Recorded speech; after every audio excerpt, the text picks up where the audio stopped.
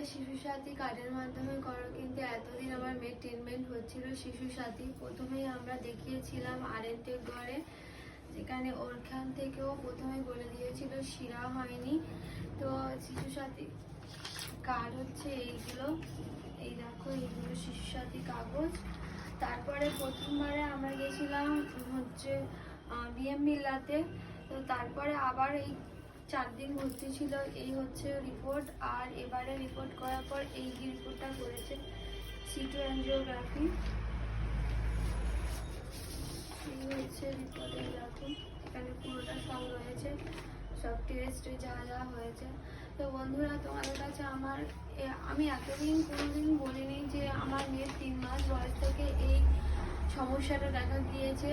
তো আমরা এই চেষ্টা চালিয়ে গেছি বিএম বিড়লাতে, ওখানে ডাক্তারও বলেছিল হবে, এবার এখন বলছে এখন হবে না, এখন তোমাদের একটাই রাস্তা, আর যেটা হচ্ছে চেন্নাইয়ে ওরা কৃত্রিমভাবে তৈরি করে দেবে, আমাদের এখানে কোনো প্রসেস নেই। তো তোমাদের কাছে একটাই অনুরোধ বন্ধুরা, তোমরা যদি একটু একটু করে আমার সাহায্য করো, আমার মেয়েটা হয়তো জানি না কি হবে, আমার কপালে কি রয়েছে, বেঁচে যেতে পারে। তো তোমরা যদি না সাহায্য করো, আস্তে আস্তে ও শুকিয়ে যাবে, নীল একদম কালো হয়ে যাবে, নিস্তেজ হয়ে যাবে, চোখের সামনেই দেখতে হবে, এটাই ছাড়া আর আমাদের আর কিছু করার নেই।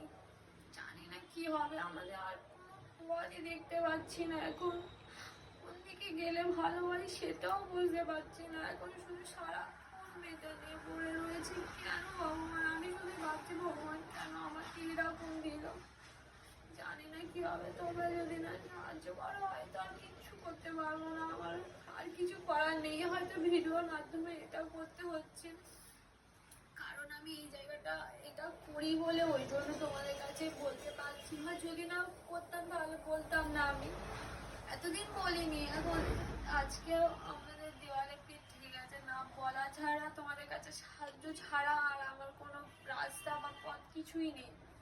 তোমরা যদি চাও প্লিজ আমাদেরকে একটু সাহায্য করো, তোমাদের কাছে একটুখানি চাওয়ার, আমার আর কিছু চাওয়ার নেই।